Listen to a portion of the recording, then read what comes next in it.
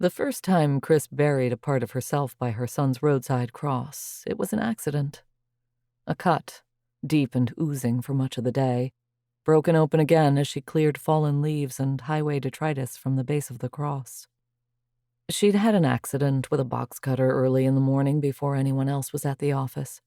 It had bled like anything, and now it was doing it again. Thick drops leached into the dry earth before she noticed. It was the striking red against that painted white wood that drew her attention. Damn. She put the dirty finger in her mouth, sucked away the blood, and watched the dark spots in the soil recede. It had been a dry September, and the ground drew her blood deep. Gross, Mom. You really think that's sanitary? You used to tell me I'd get worms if I sucked my fingers after playing in the dirt. The voice came from over her left shoulder, where it always was, where he always was. But she wasn't going to look. That wasn't part of the game. Instead, she pictured him. The way his mouth would curve on one side only, his hair long on top sliding over one eye as he dug his hands into the pockets of his too-big jeans. She smiled, knowing he wouldn't be able to see it bent over as she was.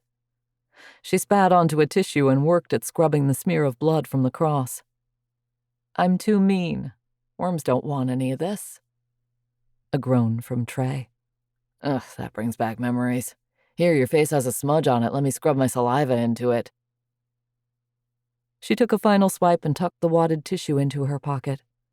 Mother spit has magical properties, brat, and you know it. Cures all ills, I remember. Not quite all, she said in a soft voice, one hand on his cross. A rude noise from over her left shoulder. What have I said, Mom?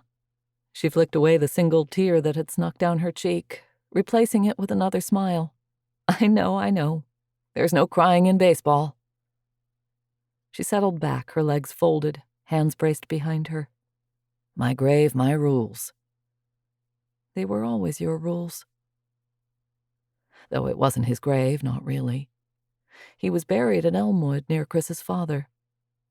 At first, she'd gone to visit him there because she felt like she was supposed to, despite how much it scared her. But this cross, here in the hollow where her only son's life had ended, this felt closer to him. She hadn't known what she'd set in motion that night, leaving her unintentional blood offering, but it wouldn't have mattered. Like most evenings, she'd stayed until the sun was nearly down, the two bright final rays piercing the shadows of the overhanging trees.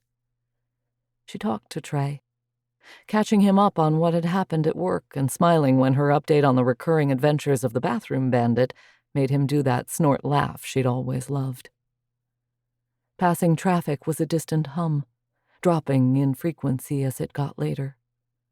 Coming on to fall, the days were still long but getting shorter. Her favorite time of year. At least it used to be. Before. She stood, rising in a graceless lurch, leaning for a minute with her hand on the cross, making believe it was his shoulder. She bent down and kissed it, the painted wood a far cry from his downy little boy cheek. It hasn't been downy for years, Mom. She rolled her eyes. I know you're a grown man. Don't expect me to ever get used to it. See you tomorrow, kiddo. I'll be here. She made it back to her car without turning around. She never turned around when she visited Trey.